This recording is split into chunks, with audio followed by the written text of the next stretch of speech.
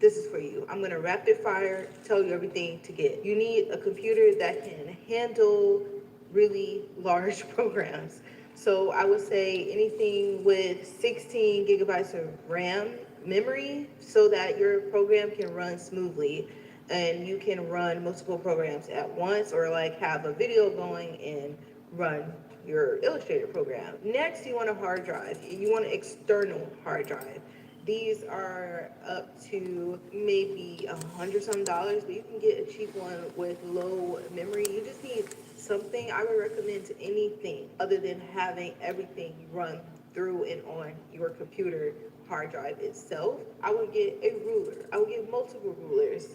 um, and this is just for the sake of teaching yourself sizing, measuring things. Like in design, everything's always usually so digital, but it's hard to kind of imagine stuff when it's just on the screen. So even just having a ruler around was, I promise you, you're gonna be like, dang girl, you were right.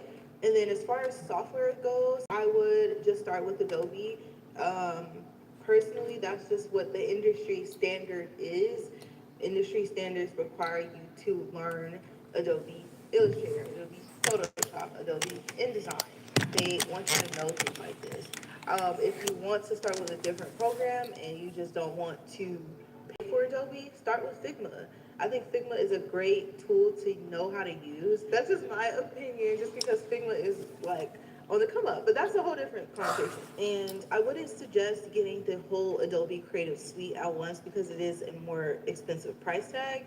So see what programs that you can get just with maybe Illustrator and Photoshop, or InDesign, Illustrator, Photoshop. I think they have a package like that or something. I'll link it down below. We're trying to save money where we can because we're just starting. It's new. We don't know if we're gonna like this all the way. If you want to dive in, go ahead. But I'm telling you, just wait a second. So get your MacBook, get your ruler, get your programs downloaded, make sure you get an external hard drive. Lastly, buy a nice, not too bougie, but just buy a nice notebook, blank pages, and a nice little pencil so you can start sketching. A big part of graphic design is drawing and sketching. You can make stuff that was just drawn on into digital art. First things first, just like school, you need to get into them books. This book, Graphic Design for Everyone, Understanding the Building Blocks So You Can Do It Yourself. I think this is a great starting book. I know this book has been written in a sense of here's how you can do it yourself without hiring a designer, but I think it's great for if you're trying to start learning design. The basics are here. I mean, like every little basic thing, like what's a font, what's a type, why is a color palette like this, what is CMYK, what is that, how, what? The book will literally teach you how to do a whole brand identity, start to finish. It talks about colors and how colors can attract different viewers. It talks so much about all these different basics that I feel like are strong principles every designer should know at least a little bit of. This book even goes into illustration, design for merchandise, for clothing. Everything's in here. I recently got this book from my homegirl Barbara. She treated me to the book. And this Hi. was around when I first started my agency, Fizzle Agency. And when I tell you it was a godsend, and I love referring to it be just due to the information that's in there, like sizing, converting sizing from A4 to 8.5 by 11, or stuff like that. You know, it's all there. As you enter this career, you will hear some people say that there is a correct or wrong way to do things. However, I feel like there are basic principles of like, this is this way for a reason, or these rules are in place for a reason. However, I believe there's a quote. And it says something like, you can't break the rules if you don't know the rules. Yeah, learn the rules. So I think starting off with something as basic as this book, it's going to help you at least learn the correct jargon, learn like sizes so you're familiar with it. This book I feel like is good for training your eye to certain things, like looking for hierarchy, looking for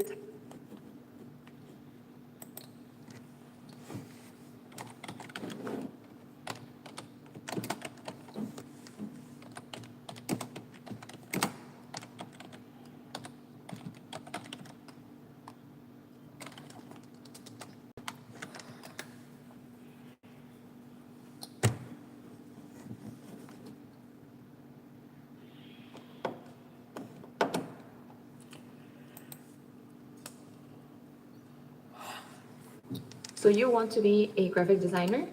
Join me in this graphic design basics course and learn everything you need to know to get you started. Get not only feelings but also ideas across. Some of us might.